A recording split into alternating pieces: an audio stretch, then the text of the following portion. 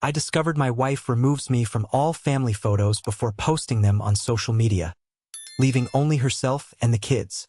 When I asked why, she said, "You ruin the shot with how you look. People will think I can only find someone like you."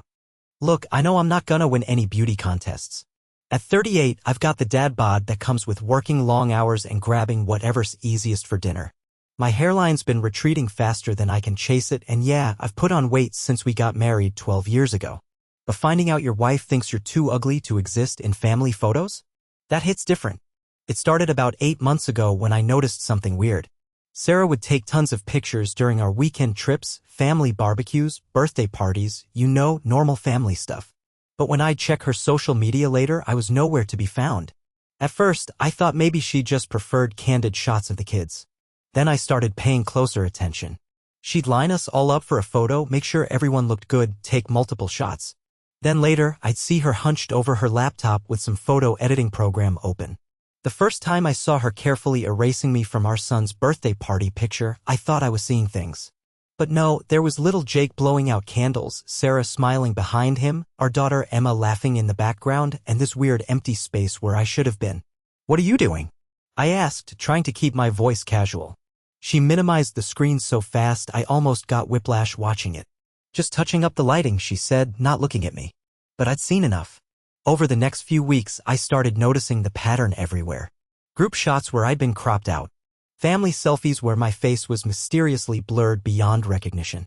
Even our Christmas card photo, she'd somehow replaced my current self with a picture of me from 5 years ago when I was 30 pounds lighter. The breaking point came last month at Emma's soccer game. Sarah's sister Lisa was visiting and we all went to cheer Emma on. Lisa was taking pictures of us in the bleachers and I saw Sarah whisper something to her while pointing at me. Later, Lisa posted the photos on her Instagram story and sure enough, there was Sarah and the kids, but I'd been carefully edited out, replaced with some stock background. That night, I confronted Sarah about it. I'd been building up the courage for weeks, rehearsing what I'd say, how I'd approach it. But when the moment came, all my preparation went out the window. "Why do you keep removing me from photos?" I asked while she was getting ready for bed. She froze, her hand halfway to her face cream. "I don't know what you're talking about." "Sarah, I've seen you doing it. The editing program, the cropping, the blurring. You even got Lisa to do it at Emma's game." She sat down heavily on the bed and for a moment I thought she might deny it again. Instead, she looked at me with this expression I'd never seen before, part pity, part disgust, part something else I couldn't identify. "You really want to know?" she said finally. I nodded, though every instinct told me I didn't want to hear this. "You ruin the shot with how you look.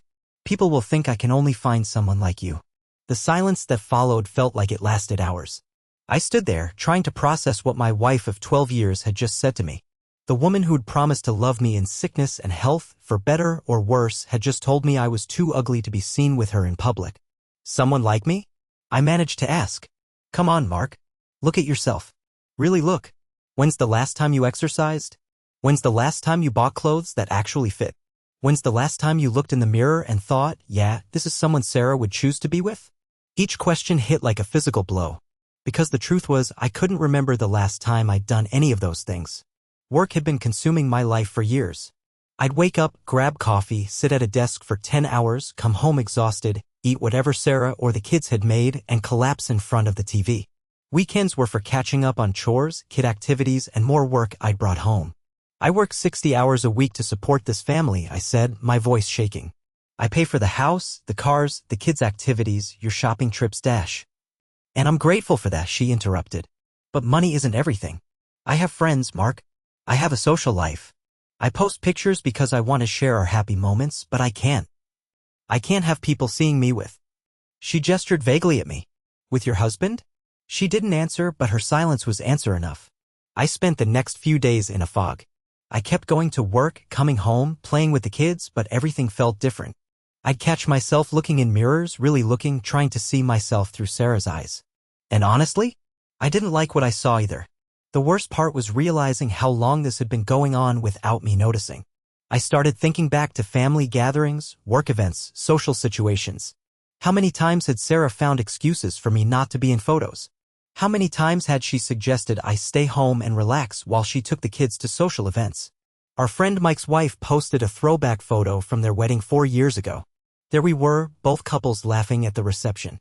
Sarah looked stunning in her blue dress and God, I looked like a completely different person. Not just thinner, but happier somehow. More confident. When did I stop being that guy? The kids started noticing my mood. Emma, who's 9, asked me why I seemed sad all the time. Jake, who's 7, started sitting closer to me during our evening TV time like he sensed something was wrong. These kids love me exactly as I am, but their own mother can't stand to be seen with me. I tried talking to my brother about it, but how do you explain that your wife thinks you're too ugly to exist in family photos? I started the conversation 3 different times and couldn't get the words out. It's humiliating in a way I can't even describe. The breaking point came when Emma asked me why Daddy wasn't in any of the pictures on Mommy's phone. She'd been playing with Sarah's phone while Sarah was cooking dinner, scrolling through the photo album like kids do. Mommy has lots of pictures of me and Jake, but no pictures of you, Daddy. Why? Sarah's face went white. I saw her hand tighten on the spatula she was holding. Daddy doesn't like having his picture taken, sweetheart, Sarah said quickly. But you do like pictures, don't you, Daddy? Emma looked at me with those big, innocent eyes. I couldn't lie to her. I do like pictures, Em. Then why dash? Emma, go wash your hands for dinner, Sarah said sharply. After the kids went to bed, I told Sarah we needed to talk. Really talk? This can't continue, I said. Our daughter is noticing. What happens when she gets older and realizes her father has been erased from their childhood memories? You're being dramatic, Sarah said, but she wouldn't meet my eyes. Am I? What are you going to tell them when they ask why there are no pictures of their father at their birthday parties, their school events, their family vacations? She was quiet for a long time. Finally, she said, maybe if you made an effort. What kind of effort? Lose weight. Dress better. Take care of yourself. I fell in love with someone who cared about how he looked. I wanted to argue, to point out everything I'd sacrificed for this family, but deep down, I knew she wasn't entirely wrong. Somewhere along the way, I'd stopped trying. I'd gotten comfortable, complacent. I'd let work stress and family responsibilities become excuses for not taking care of myself. But that didn't make it hurt any less. Update 1, 2 weeks later. Thanks for everyone who reached out after my first post. I've been reading all your comments and messages, and honestly, they've helped more than you know. Some of you gave me the kick in the ass I needed, others helped me see this from different angles. I've been thinking a lot about what Sarah said about making an effort. Part of me was angry. I mean, I'm the same person she married, right? But another part of me recognized that I really had let myself go. Not just physically, but in other ways too. So I decided to do something about it, but not for the reasons you might think. I didn't want to change just to make Sarah happy or to earn my way back into family photos. I realized I wanted to change for me and for my kids. I started small. Really small. I bought a gym membership at the place near my work. The first day, I felt like everyone was staring at me, this out-of-shape guy huffing and puffing on the treadmill for 15 minutes. But there was this older guy, maybe in his 60s, who came over after I finished. First time, he asked. I nodded, embarrassed. I'm Jerry. Been coming here for 3 years. Lost 80 pounds after my heart attack. You got this. Just like that, I had someone in my corner. Jerry introduced me to a few other regulars, and slowly I started looking forward to those early morning workouts. Not because I was seeing dramatic results, I wasn't, but because it was an hour where I felt like I was doing something positive for myself. The hardest part was the diet. I'd gotten into this pattern of stress eating, grabbing fast food on the way home, finishing the kids' leftovers. Sarah usually cooked healthy meals for the family, but I'd supplement with junk. Old habits. I started meal prepping on Sundays. Nothing fancy, just grilled chicken, vegetables, rice. Basic stuff. But it meant I wasn't grabbing burgers for lunch or eating cereal for dinner when I got home late. The weird thing was, Sarah didn't seem to notice at first. Or maybe she did notice but didn't want to acknowledge it. She'd still minimize her laptop screen when I walked by, still take group photos, and somehow manage to exclude me from the final versions. But the kids noticed. Emma commented that I seemed happier. Jake started asking if he could come to the gym with me. The answer was no, but I appreciated the enthusiasm. These small changes were affecting more than just my waistline. 3 weeks into this new routine, something shifted. I was getting dressed for work, trying to find a shirt that fit properly, when I realized how many of my clothes were either too big or too small. I'd been wearing the same rotation of shirts for months, not because I liked them, but because they were the only ones that kind of fit. I went shopping. Not a huge haul, just a few shirts that actually fit my current size, a pair of pants that wasn't held up by a belt doing overtime. When I got home, Sarah was in the kitchen helping Emma with homework. You look nice, Emma said immediately. Sarah looked up from the homework and did a double take. Is that a new shirt? Yeah, figured it was time. She nodded slowly, and for a moment I saw something in her expression that I hadn't seen in a long time. Not quite approval, but consideration maybe? That weekend we went to Jake's baseball game. Sarah brought her camera like always, and I braced myself for the usual exclusion. But when she was taking pictures of Jake at bat, she turned to me and said, "Can you stand behind me? I want to get a shot of our view from the stands." It wasn't a picture of me exactly, but it was the first time in months she'd included me in any kind of photo planning. Small steps. The real test came at my nephew's birthday party. Sarah's whole family was there, including her sister Lisa, who'd been helping with the photo editing. I was dreading it, honestly. These family events had become exercises in making myself invisible, staying out of frame, finding excuses to be elsewhere when cameras came out. But something different happened. I was playing with the kids in the backyard, and Sarah's mom came over with her phone. "Let me get a picture of you with the kids," she said. "They're having so much fun with Uncle Mark." I looked around for Sarah, expecting her to swoop in with some excuse, but she was across the yard talking to her sister. Sarah's mom took several photos of me throwing a football with Jake and Emma, all of us laughing and covered in grass stains. Later, when I was helping clean up, I overheard Sarah talking to Lisa. "He's been working out," Sarah was saying. "And he got new clothes. He looks better." "About time," Lisa replied. "I always felt bad editing those photos for you." "You felt bad?" Sarah sounded surprised. "Yeah, I mean, he's your husband. It seemed wrong, you know? Like you were ashamed of him or something." I didn't hear Sarah's response because Jake came running over asking for help finding his water bottle, but that conversation stuck with me. Even Sarah's sister, who'd been helping with the editing, thought it was wrong. That night, as we were getting ready for bed, Sarah said, "You've been different lately." "Different how?" "I don't know. Happier, I guess. More present." I thought about that. "I've been trying to take better care of myself. I noticed." She paused, then added, "It's not just the weight loss. Though that's good too. You just seem more like you again." It was the first genuine compliment she'd given me in months, and it meant more than I expected. But it also made me realize something. I hadn't been doing this for her approval, and I couldn't keep doing it for her approval. I had to do it for me. The next day, I found myself looking through old photo albums with the kids. Physical albums, the kind Sarah's mom still makes and gives us every Christmas. There I was, throughout the years, in all the family moments. Jake is a baby, me holding him in the hospital. Emma's first steps with me cheering in the background. Birthday parties, Christmas mornings, family vacations. "Daddy, why aren't you in Mommy's phone pictures?" Emma asked, looking at the album. It was the question I'd been dreading, but somehow I was ready for it. "Sometimes Mommy likes to take pictures of just you and Jake," I said carefully. "But families should be together in pictures," Emma said with the straightforward logic of a 9-year-old. "You're right, Em. Families should be together."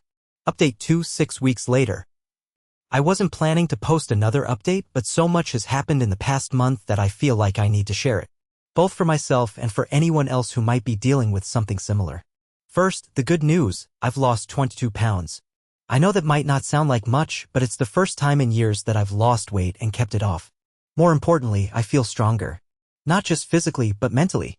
That hour at the gym every morning has become my time to think, to plan, to just be present with myself.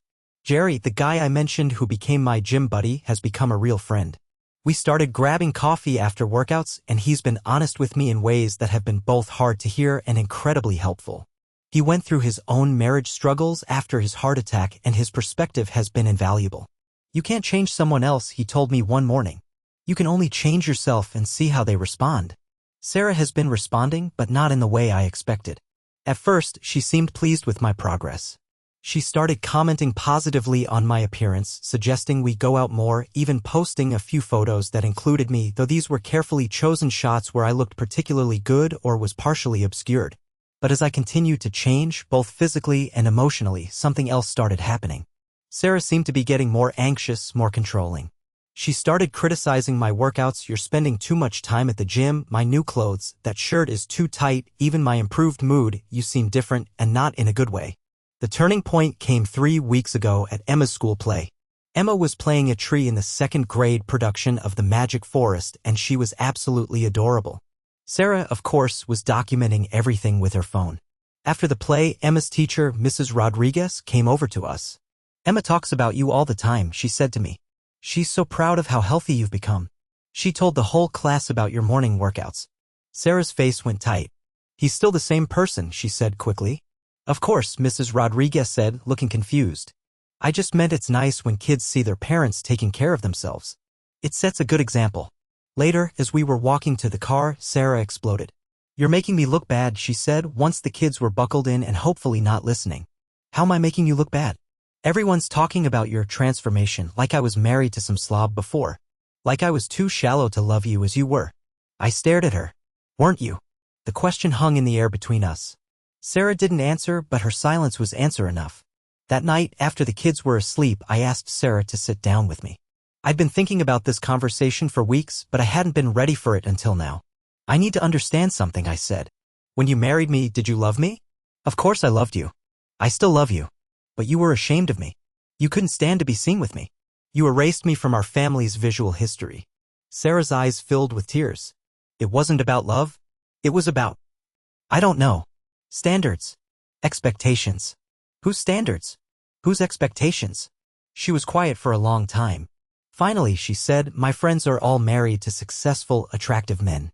When we go out, when we post pictures, I felt like I was the one who settled. Settled for what? A husband who works his ass off to provide for his family? A father who adores his children?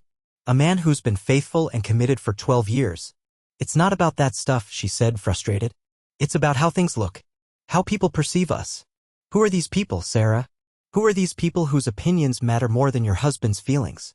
She couldn't answer that question, and I realized she probably didn't know either. Over the next few days, I started paying attention to Sarah's social media habits in a way I never had before.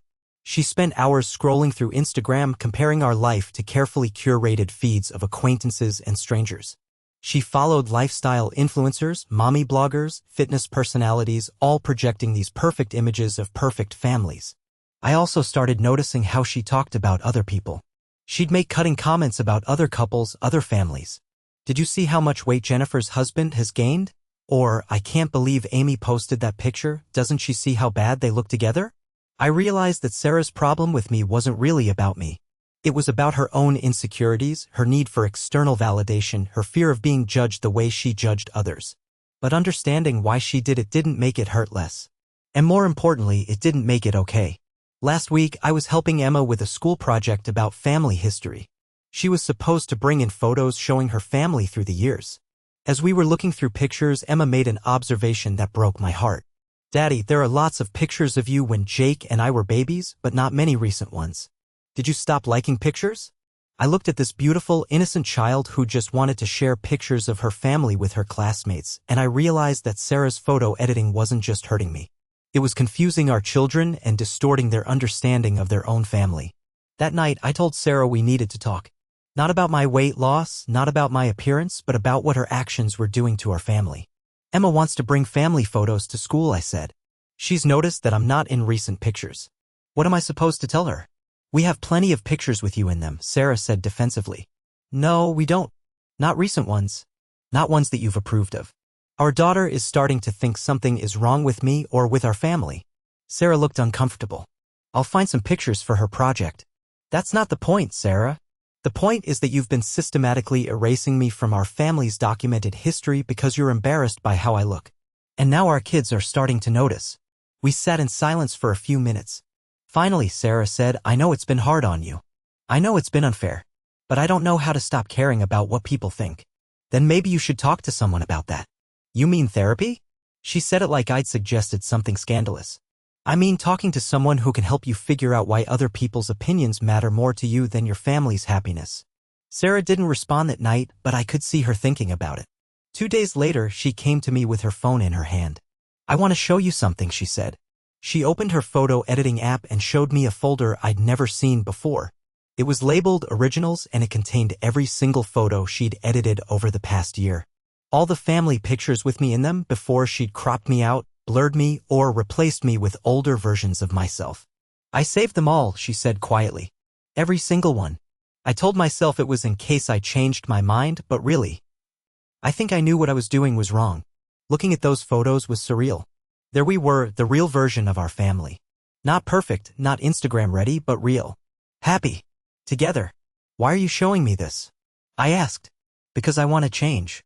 Not because you've lost weight or because you look better now, but because I want to be the kind of person who loves her family enough to be proud of them exactly as they are. She paused, then added, I called someone today. A counselor. I have an appointment next week. I felt a surge of hope that I hadn't felt in months. That's good, Sarah. That's really good. I can't promise I'll change overnight, she said. This stuff is deeper than I thought. But I want to try. For you, for the kids, for us.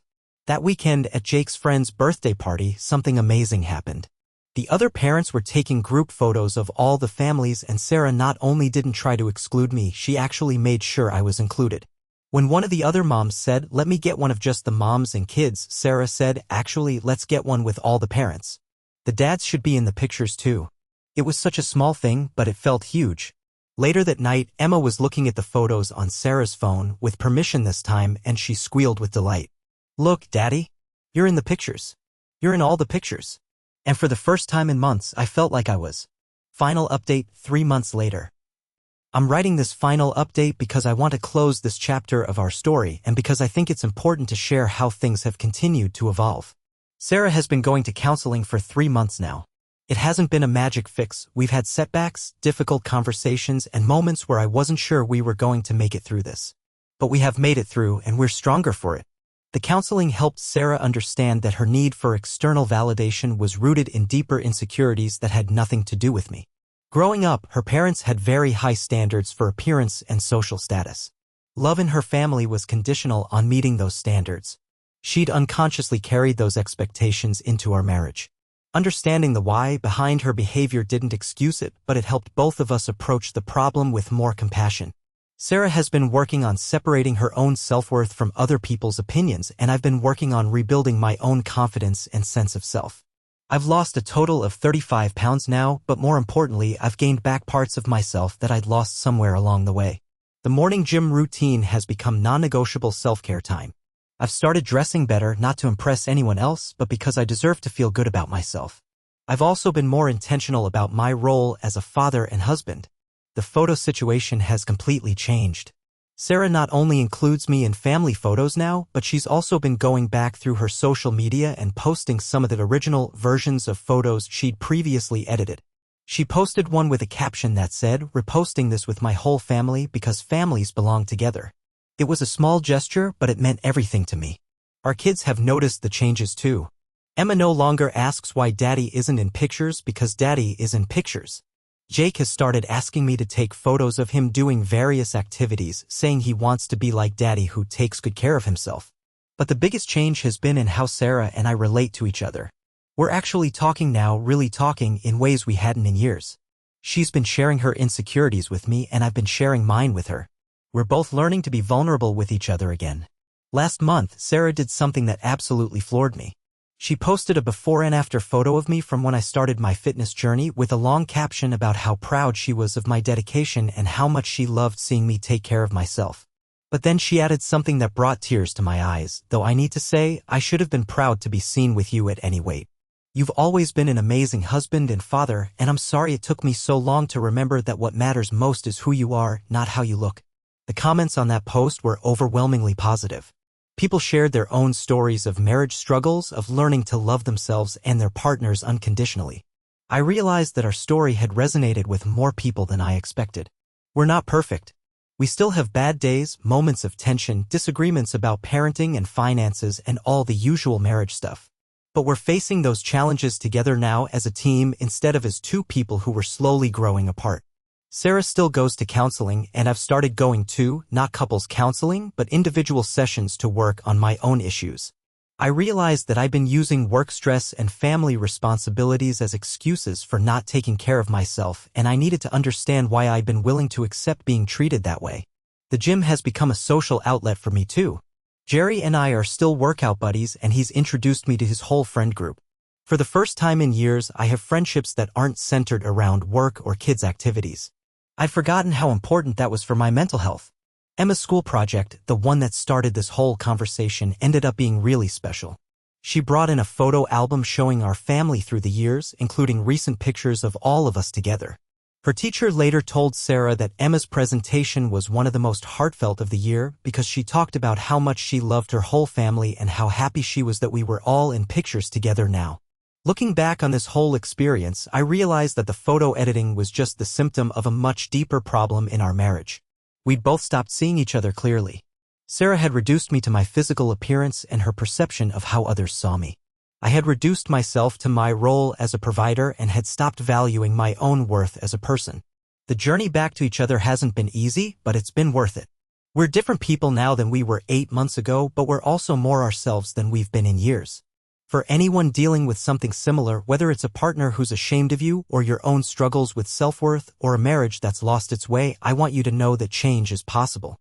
It's not easy and it doesn't happen overnight, but it's possible. You deserve to be loved and accepted exactly as you are. You also deserve to be the best version of yourself. Those two things aren't contradictory, they're both true and they're both important. Sarah and I are planning to renew our vows next year for our 15th anniversary.